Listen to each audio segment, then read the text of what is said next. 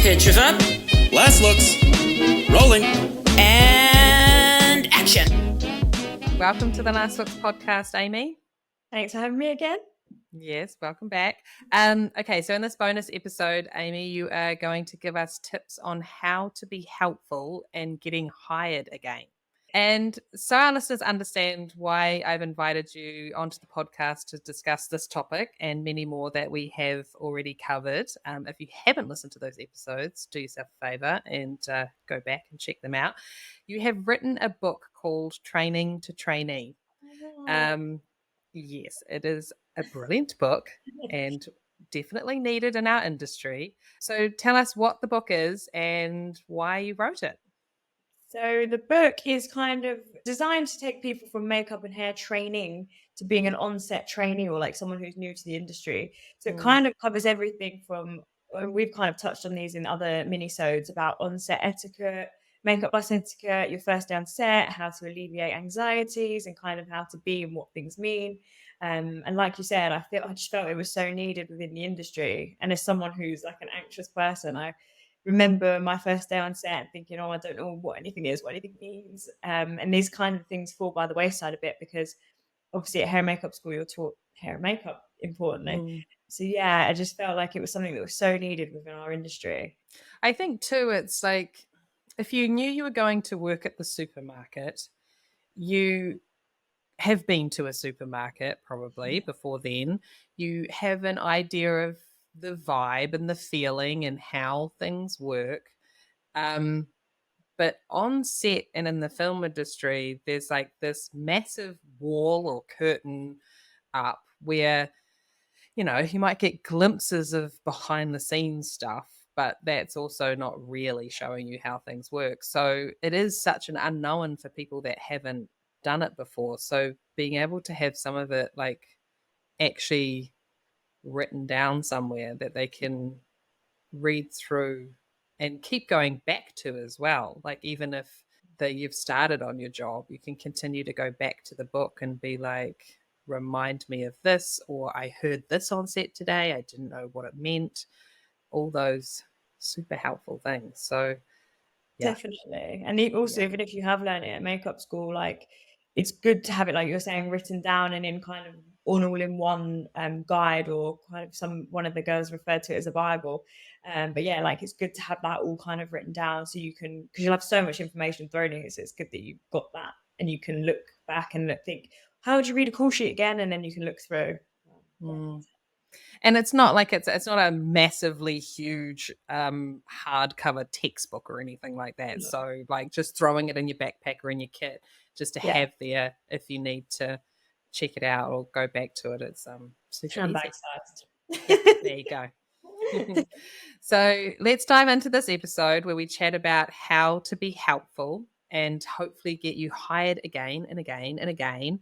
What are some ways in which people who are new to the industry can be helpful? So if you're new, I think the best way to kind of see your role is that not you're solely there for this, but you're going to be there. An important job is to help support the team in any way, in any which way that you can. So that's going to be loads of different things depending on the job. But it's going to, some things that are going to get you hired again and again is kind of, and that helpful is kind of being organized. So being on top of things, because as makeup artists, you know, we are thinking of loads of different things. You might be on set all day. There's lots of character changes. So helping to keep everyone organized and being organized yourself so that the team don't have to spend time reminding you of stuff. So I've actually just touched on this on my Instagram page, which is at Training to Trainee. But it's stuff like taking notes with a pen and a paper, having to-do lists and having them up on the wall so that you can see them easily. And that's so people don't have to spend time reminding you. Even like a big A3 calendar, I, even now as a makeup artist, stick to the side of write everything from the schedule day to day and then stick it on the wall. So I know this is happening on set today, I'll need this. And as the trainee, you might be packing the mothership bag. So everything that makeup artists or hair artists might need to go to set. So then you can look in there and say, okay, there's a big water scene, so I'll need towels. There's a big war scene, so I might need, again, fresh towels, and I might need flannels and pro clean and stuff like that. So yeah, like being super organized, super helpful, and I guess proactive, and showing initiative in that way. And then off the back kind of taking notes is listen to what the team are telling you. Don't just be like, yeah, I know, or whatever. Listen to what they're saying, because 9 out of 10 times they're telling you for a reason. Mm. So like listening to them, I think is going to be really helpful. I feel like I've spoken a lot about teas on these minisodes, but taking everyone's tea and coffee orders and being helpful shows where my heart is. But being helpful in that way, and like we said before, if you're sat on set as a hair and makeup artist and you've been on set all day or for hours on end and it's freezing cold, someone brings you a cup of tea or coffee, you're going to recommend that person, and you're going to, if it's in your power, hire them again and again. And also things like being present during the hair and makeup call. So if people need you to grab bits or paint nails or help out in different ways, being present and not just being sat on your phone or off the bus all the time when everyone needs you, or that's our busiest time of the day, the call generally. So being super present in that moment, I think. Yeah, I think little bits as well that would just help where you can. If you can see your designer gets out a face cream for their actor every day, or a specific hair product, then you can come in and do that for them, so that they haven't got to think whatever, it takes another weight off them so they can focus on other stuff. Yeah, I think being helpful in that way, again, it just boils down to initiative and kind of being proactive and thinking, what can I do to be helpful? And as a trainee, that's often what I'd say to myself, what can I do to be helpful today? Yeah. I mean, it's just be helpful. Do it. Don't think about being helpful. Just be helpful. Figure out all those ways that you can be helpful throughout your day. It's constantly, how can I help? How can I support? As you said at the beginning. And yeah, I'm just going to add one onto that. But yeah, well, going off what you said, just knowing what is being shot that day, what is on the call sheet, who is coming in, where are we going, what is happening. And that's not just trainees, that's everybody. Can we all just know what is happening, please? You all get sent a call sheet, look at it. So let's talk about getting hired maybe over and over again. What do you think is some things that are going to help in that way? I mean, yes, being helpful, but is there anything more to that? Yeah, I think like this is why as well the book is so important, because it's such a combination of different things that's going to get you hired again and again. Of course, being helpful is probably number one because people want you around if you're helpful. Again, being proactive and having the attributes to think, what do I have to prepare for? How can I help? And also going back to what you said about the call sheet just now, writing on the call sheet on like the different scenes of what, okay, we need to cover today is a bloody scene, there's a battle scene. So writing that kind of stuff on the call sheets, then and when you take it to set, But yeah, I think as well as being helpful, being reliable, having good timekeeping skills. There's nothing worse than someone, sometimes it can't be helped, of course, but they're repeatedly late and it's like, mate. But yeah, having good timekeeping skills. I'm trying to think what else. I think stuff that we've covered in the other episodes as well, like just that having that calmness, being aware of your surroundings.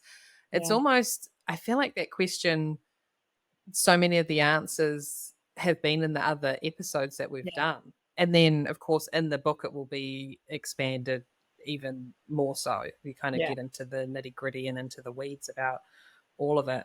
So, yeah. And I mean, as you also said in another episode, that the ebbs and flows. So you may do all of those things and you may be very calm and very friendly and really nice to be around and incredibly helpful and on top of everything. And maybe you don't get hired next time. And that's okay, because shit happens and you just got to keep trucking. You got to keep going. As long as you know that you are really doing your best and putting your best foot forward. And I think that is something to just hold on to. Definitely. Because, the industry is busy and then it's super quiet and then it's this and then it's that. And, so just don't take it too personally. I mean, there's nothing wrong, I don't think, with assessing the situation, looking back on a job and being like, was I, was my behavior professional? Yeah. Was I being as helpful as I could have been?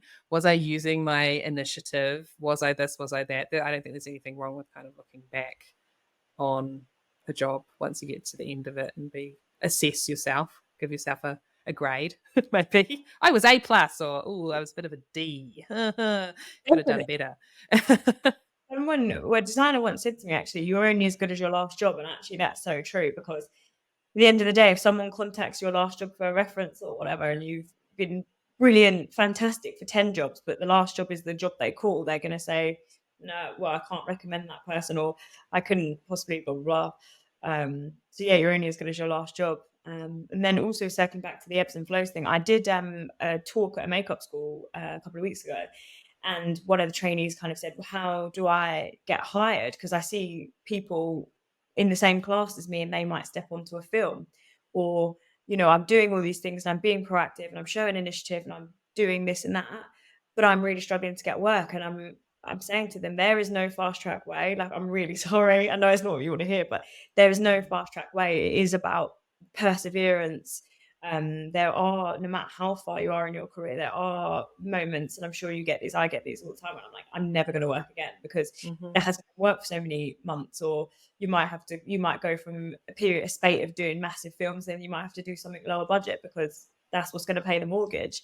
It is just like the ebbs and flows. So it is nothing personal. And then as well, I think on the point of taking things personally, like in this industry, you have to just grow a thick skin, because it is hard. It is really hard. And like I said, there is no fast track way. And then also when you do get these jobs, people sometimes are snappy because they're tired, and the days are long. So it isn't personal. So I think as well, along the same vein of how to get hired, it's kind of having a thick skin, and that ties in as well with the ebbs and flows, because you email 100 people and one comes back to you and says, oh, well, I've got nothing, but I'll keep your CV on file.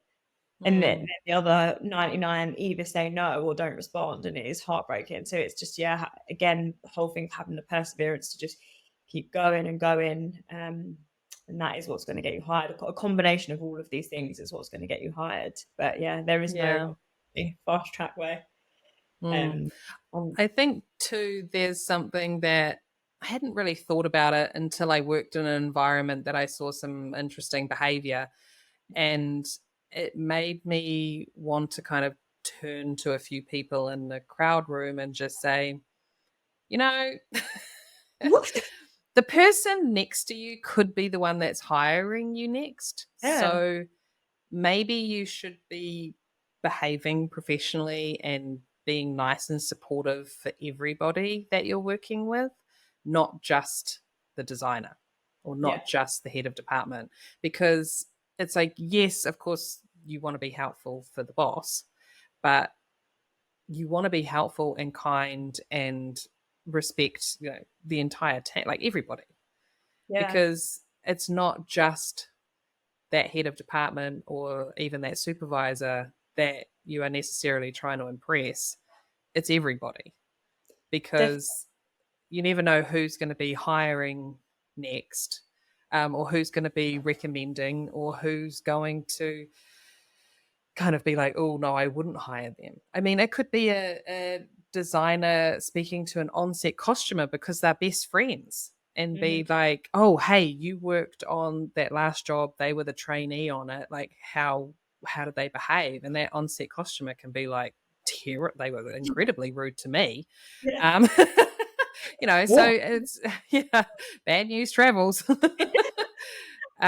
So just, I mean, I want to just assume that everybody is a nice human being and that they're just going to be nice to everybody anyway. But if it is more like self-serving, then you should be nice to everybody and try and help everyone. Exactly. And that's actually so funny that you mentioned that, because I worked on a job where the trainee was super helpful with the designer. I would always get her breakfast or this and that and coffees for her, and not the rest of us. So we were all just kind of like, it became a running joke, and we were just like not that the trainee's just there to do that, but it kind of became a running joke that she was doing it for her and like none of the rest of us. And then if people ask like, what was this person like? And you kind of have to say, well, yeah, they were good, but like this was the situation. And I think as well, like if you're on a team, obviously the designer is the one that's hired you, but also say you're on a team of 6, there are 5 other people who could potentially get you work. If anyone contacts them, because they'll have makeup and hair friends who will have makeup and hair friends who will have makeup and hair friends who will be looking for trainees or newer people to the industry at certain different points. So they could actually be the ones that help get you hired. So yeah, don't just focus on the designer, kind of treat the team equally and treat the team, with respect and nice. Yeah.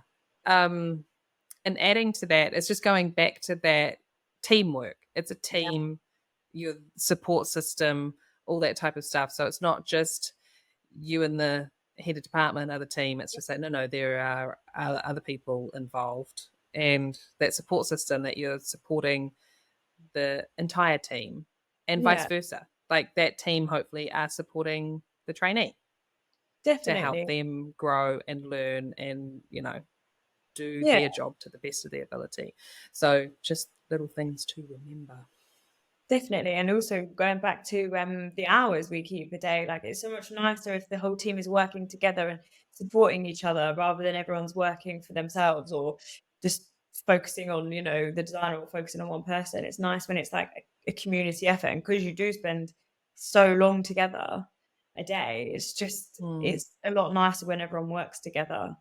Also, kind of something else that's just come to me is that you have be mindful that you won't like everyone on a job and they won't like you. So as much as you are being helpful, saying the right things, doing whatever, not everyone's going to get on. And in the book, I kind of liken it to Goldilocks and 3 Bears in that you're almost trying the right porridge to suit you because, it might be that the different working methods or just a clash of personalities even, and you can't help it. And it's like that in general life, you're not going to get on with everyone. So don't take it personally that a team might not have you back or a designer might not have you back, but it's not personal. It's just because, it's horses for courses. Everyone gets on with different people. So on that vein, even if you are doing all the right things, you might again not get hired back, but it's not because it's not personal. It's not you. And people work differently. There's all sorts of different designers and heads of departments and things. So the way they work may not kind of gel with you. But in saying that as well, I think when you're in that position, it's kind of like you have to try and fit into that mold a little bit better because it's their team. It's how they like to run things. So you kind of once again have to be able to adjust and deal with that accordingly. So yeah, it's hard though sometimes to not take it personally, but that's why also it's great to have just some more supportive community of other trainees and stuff like what you're trying to achieve with the with your Instagram page and stuff. It's just the connecting people I think is really important because it's one thing to, especially if you're starting out and you don't have a lot of friends that work in the industry and don't really understand how it works.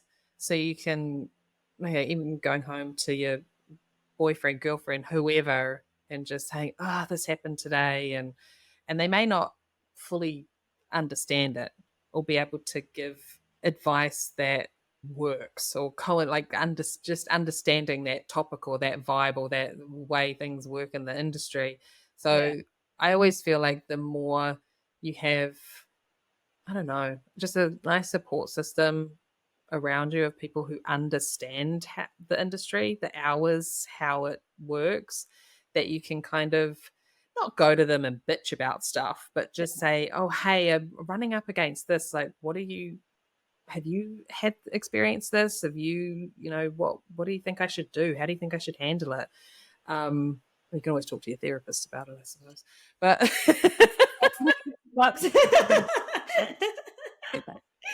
but yeah, I think it's really important that we have that we build nice, strong, positive, supportive communities with what we do. It's finding your people, and I think, like, I can attest to, it can feel like a lonely place sometimes when, people around you, friends and family, don't understand what you're going through. There's been many occasions where I have actually been, like, bullied at work, and I have come home and said to my mom, "Oh God, this, blah, blah." She's gone, "Well, just quit." Like, it's not as easy as just quit. Or, "I've not felt well," and she's going, "Oh, just ring in sick." I'm not coming up today. Sorry, I have to make himself up.